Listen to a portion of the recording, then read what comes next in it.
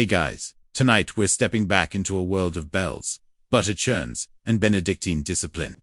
You find yourself inside a medieval monastery, its heavy stone walls, still holding on to the night's chill. The air dense with the scent of incense, old parchment, and faintly, cheese. You're barefoot, padding softly across cold flagstones. A gentle light begins to filter through stained glass windows, casting sleepy patterns onto the worn floor. The roosters haven't crowed yet, but somewhere, a cow-size, cute paws at the edge of a cloister garden. It's quiet here, ridiculously so. Just the faint breeze rustling ivy on ancient walls. A monk shuffles past, his robes whispering against the ground, like someone sweeping with their feet. He doesn't acknowledge you, and you don't mind. There's something sacred about this hush. This is the hour before the bell tolls foreloads the early morning prayer. The kitchens are still cold, the fire's not yet lit. And yet, even now, you can feel the monastery preparing itself. Not with noise, but with presence. A rhythm, a pulse. Like a cow chewing in thoughtful silence. So, before you get comfortable, take a moment to like the video and subscribe, but only if you genuinely enjoy what I do here. Drop a comment with where you're listening from and what time it is there. Now, dim the lights, maybe turn on a fan for that soft background hum, and let's ease into tonight's journey together. You stroll past a row of basil plants and marvel at how still everything is. It's not the same as emptiness. This quiet has weight. You duck into a low corridor where candlelight still flickers from the night's final vigil. The hallway smells like wax, damp stone, and maybe a little sheep's milk. Every step you take echoes with the quiet certainty that soon, very soon, someone will be elbow deep in curds. Outside, the sky warms to a dusky rose. You hear the faint clink of metal, someone laying out tools, a wooden pail being placed on a stone bench. It's not chaos. It's not even busy. It's just anticipated. The monks here rise before the sun, not just because they're holy, but because cows don't sleep in. You can't delay milking when the udders are full and the beasts are restless. So a few brothers are already moving, quietly, stepping into the day like actors in a play where everyone already knows their lines, and you get to drift along behind them. A ghost with very soft footsteps and a curiosity about dairy. You pass the kitchen, where someone has left a bowl, soaking overnight, still water. A crust of something creamy clings to the rim. There's no sign of who used it, or what it once held. Maybe it was last night's strained whey, or maybe it's just a bowl that's always soaking. In monasteries, time isn't urgent. Past the kitchens, the air grows cooler. You approach the stables where two cows are already awake, chewing with slow purpose, tails occasionally flicking. A sleepy monk pats one on the nose. "Sister Agnes," he mutters affectionately. The cow snorts softly. These cows are as much a part of the monastery as the Troy books. They're not pets, but they're not just food either. Their milk is a quiet gift, a labor that arrives daily, needing humble hands and no complaints. Someone begins to hum a low, breathy tune that might be a hymn, or might just be what happens when you haven't spoken in hours. The melody swirls around the barn like steam, vanishing before it hits the ceiling. You step into the dairy building. It's not much to look at: thick stone walls, shelves lined with clay pots, a worn wooden table. But here is where things will soon happen. Beautifully boring things. A wide copper cauldron sits cold in the corner, waiting to be filled. Its surface glows faintly in the first sunlight. Ropes hang from the rafters, twisted from years of being used to tie, hang, bind. A sieve rests on a hook, its mesh fine and mended. Everything is perfectly still, and yet it thrums with potential. One by one, the monks will come. Not with noise or chatter, but with a kind of solemn precision. They'll light the fires. They'll set the tools out in the same way they did yesterday, and the day before that, and the day before that. There's something oddly comforting in this repetition, like rereading a favorite book, or making the same cup of tea every evening. The comfort isn't in surprise, it's in the sameness, and in a few hours, the scent of warm milk will fill this space. The first curds will form like soft clouds in a copper sky. The cheesecloths will stretch, and the wheels will press into shape, but not yet. For now, you breathe in the moment, and watch as the monastery slowly, gently, wakes up to another day of prayer. And dairy, you follow the faint clatter of wooden clogs across the cobbled yard. The monastery is humming now, but softly, like a pot just beginning to simmer. The morning bell has rung, summoning the brothers to lauds, and their voices now drift from the chapel in low Gregorian harmony. But not every monk is there. A few are in the dairy, already heating copper kettles and stirring gently steaming milk with long wooden paddles. You watch as a young monk with flour-dusted sleeves gently pours fresh milk into a wide bowl, the white surface catching the morning light like polished ivory. The air is thick with the scent of warm cream and faintly sweet hay. Why were these monks so obsessed with cheese? You're starting to get it's not just food, it's rhythm, it's patience. It's the only alchemy they're allowed to perform. For medieval monks, cheese was more than a snack. It was preservation in a world without fridges. It was sustenance when meat was forbidden. It was divine, in the truest sense, made quietly, aged patiently, and consumed with gratitude. They weren't just making cheese, they were creating silence you could taste. You peek over a monk's shoulder as he slices a curd, careful not to break it too much. The whey separates, golden and ghostly, swirling like mist in a bowl. He stirs slowly, thoughtfully, like he's turning over a quiet prayer in his mind. The movement is mesmerizing. One monk sets a heavy press atop a fresh wheel of curd, and another flips a linen wrapped round with the care usually reserved for rare books. There's reverence here, not because it's cheese, but because it's theirs, their labor, their offering. Cheese was also, quite honestly, practical. Monks had to follow fasting rules. On many days, meat, eggs, and even animal fats were off limits. But dairy, glorious loophole. White meats, they called it milk, butter, and cheese were allowed. And so monasteries leaned in hard. And the monks didn't just eat it, they sold it, exchanged it, stored it in cool cellars, until nobles came knocking. Their wheels of cheese traveled farther than some of the monks ever did. Still, not everyone agreed on what counted as fasting. Historians still argue whether stricter orders like the Cistercians went overboard, banning even the softest cheeses, while the more relaxed Benedictines happily munched away between psalms. Cheese-making manuals, they existed, were handwritten, in Latin, tucked between treatises on the soul. In some, monks even recorded exact curing times, types of rennet used, and ideal cellar humidity. Nerds. Absolutely. Holy nerds with calloused hands and unshakable focus. And it wasn't just cow cheese. Depending on the region, you'd find sheep's milk cheese, goat's cheese, sometimes a mix, each with a distinct funk, a personality. One abbey's cheese might be soft, mild, and sweet. Another's, pungent, blue-veined, and able to clear your sinuses at 10 paces. You wander into the storage room, where wheels of cheese line wooden racks, like monks in repose. Some are new pell, soft, barely formed.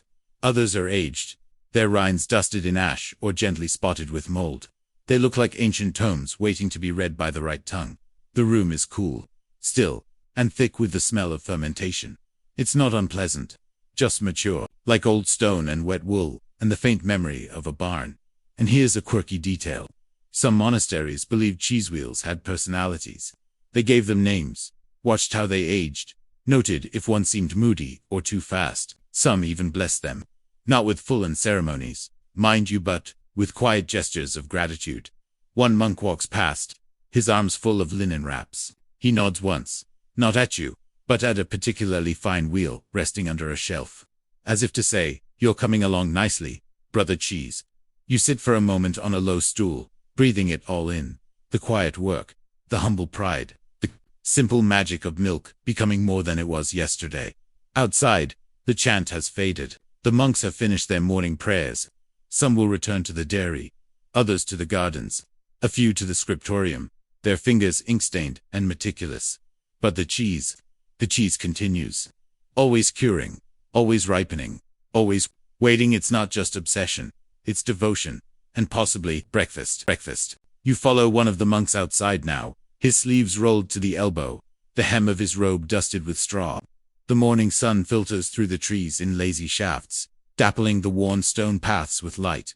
In one hand, he carries a clay jug still warm from the dairy. In the other, a loaf of brown bread, wrapped in cloth. Not for him, this will be offered later to a passing pilgrim, or perhaps a sick villager. But first, there's work to be done. More cheese to begin. More milk to stir.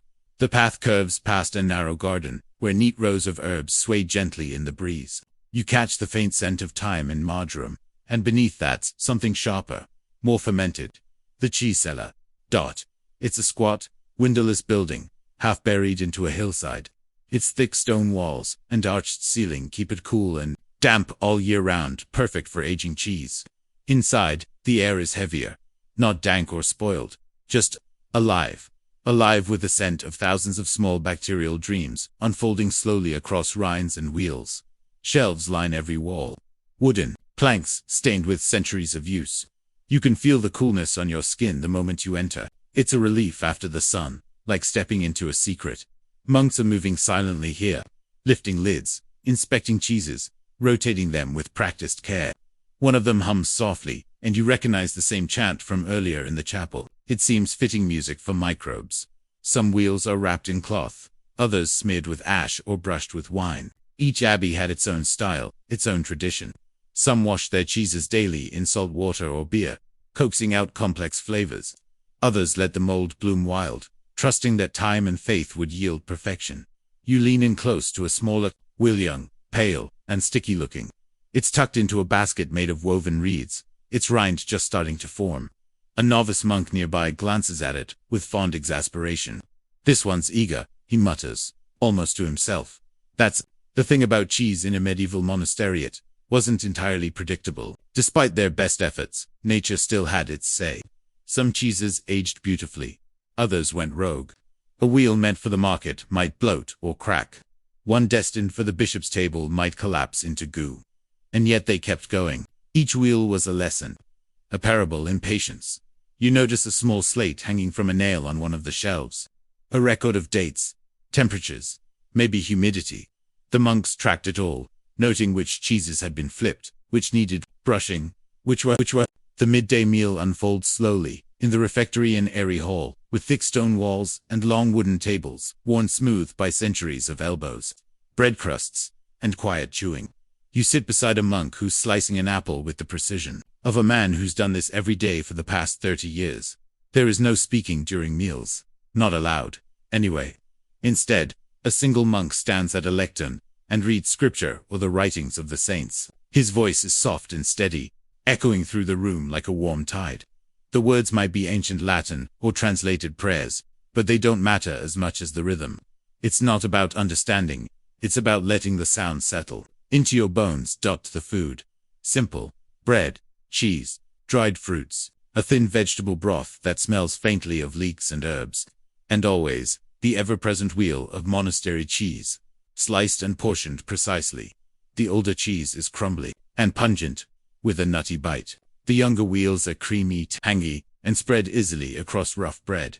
Even without speaking, there's communication in every glance, every small gesture. One monk passes the salt stone with a quiet nod. Another offers a chunk of pear from his own plate. It's a slow, wordless ballet of courtesy and habit. But let's talk about one of the quietest revolutions happening in this room. Cheese as economy. You see, these monks weren't just eating their cheese, they were exporting it, bartering it, gifting it. Some monasteries became famous for their particular wheels, known across kingdoms. Pilgrims traveling long roads would arrive at the gates just for a taste. Nobles sent requests. Markets in nearby towns began to rely on these creamy exports. Monasteries didn't just feed the spirit, they fed entire trade routes. It wasn't uncommon for a cart laden with barrels of cheese to roll down muddy roads from the abbey, bound for cities like Paris, Cologne, or even London, wrapped in leaves, wax, or cloth. These wheels traveled far. Some cheeses were aged deliberately for journeys designed to peak in flavor, just as they arrived at a noble's table. And of course, with popularity came imitation. Soon, other cheesemakers outside the cloister tried copying monastic techniques. Some succeeded.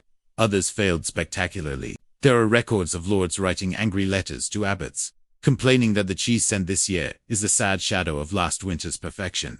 The monks replied humbly, but you can imagine a silent smirk behind the quill.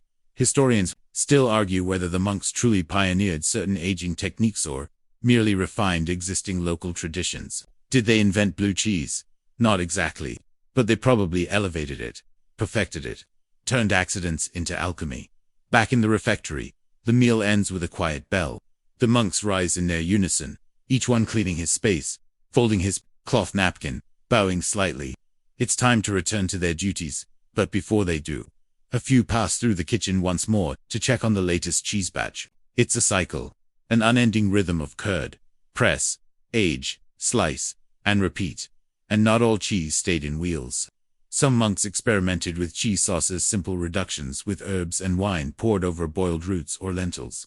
Others dried cheese curds into thin crackers for travel. There are even records of cheese being used as medicine, warmed with honey, applied to sore joints or troubled stomachs. Whether it worked or not, well, that's another thing historians still argue about. In the cellar, a young novice is being trained on how to identify when a cheese is just right. He's been sniffing the same wheel for 10 minutes, eyes narrowed. He knocks on it gently, tilts it toward a patch of sunlight, then scribbles something in a small wax tablet. You peer over his shoulder, slightly grassy. Good salt. Small crack forming on side. Rotate tomorrow. It's not glamorous, this work, it's not fast. But there's an undeniable peace in it. A kind of quiet devotion that doesn't require incense or hymns. Just patience, precision, and a deep love for fermentation. A side note, in some regions, monastic cheese was seen as so important that nearby lords passed laws to protect it. One abbey in Burgundy had a charter stating that no tax shall be laid upon the wheels of St. Paulin. A protection that lasted almost 200 years. Cheese immunity. Imagine that. And perhaps the strangest tidbit of all. In one forgotten corner of Europe, a rumor spread that monastic cheese could prolong life if eaten during prayer. Pilgrims began chanting while chewing. Did it work? Debatable. But you can't deny the optimism. As the afternoon deepens, shadows stretch across the cloistered walkways. The air grows cooler. Somewhere in the chapel, vespers begin. Voices rise in plaintive, smooth and echoing. A hymn floats down the hallway and into the cheese cellar, where one final wheel is being placed on a high shelf, marked with the date and a quiet blessing. The monks may not speak much, but their cheese speaks volumes of seasons, silence, and the strange, sacred art of letting things ripen. Night settles slowly over the monastery. The birds quiet down, and the last rays of sun slip behind distant hills, casting long blue shadows across the cloister garden. A faint breeze drifts through the stone corridors, carrying the cool, damp scent of earth and herbs. In the distance, the chapel bell rings, compline the final prayer of the day. The monks gather once more, this time under soft candlelight. They're chanting low and even more hushed than before. But beneath the chapel, in that quiet cellar full of sleeping cheeses, time does not stop. Here, the work continues in silence. The wheels are resting, breathing, changing. It might be weeks, even months, before some of them are touched again. But each one knows its place. Each one is marked with chalk or a carved symbol, some so faint you can barely see them. A few have been aging for years, wear wheels kept for special occasions. Wrapped in beeswax or linen, their rinds dark and dusty like old parchment. And what happens to those cheeses once they're ready? Well, not every wheel stays behind abbey walls. Some are gifted to visiting dignitaries or traveling pilgrims who've made long journeys in faith. Others are served at feast days or carried to nearby villages for barter. A few, the most perfect, are saved for midwinter, when the days are shortest and spirits need lifting. One account tells of a monk in the 13th century who wept when his favorite cheese was cut for a bishop's visit, not out of pride or selfishness, but because the wheel had taken so long to reach perfection. And now, just like that, it would be gone. That's the funny thing about monastic cheese. It's always in the process of becoming, but it never stays. Like time itself, it's meant to pass on. And so the monks keep making more. Generation after generation, curd after curd. Cheese became a form of prayer, slow, deliberate, full of waiting and watching. There's a stillness in it, a kind of humble surrender. You can't rush a wheel. You can't force it to age faster than it wants. You just do the work gently, patiently, and trust that time and nature will do the rest. The same way they did with the monks themselves. As the candles flicker low and the bells stop ringing, the monastery slips into sleep. Somewhere, a wheel of cheese is cracking slightly as its interior shifts. Somewhere else, a young monk dreams of future bâchets, new techniques, maybe even a softer rind. The cellar stays cool. The shelves stay full.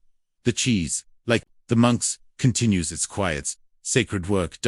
And in the hush of that slow, fragrant darkness, the world is still and peaceful and slightly cheesy.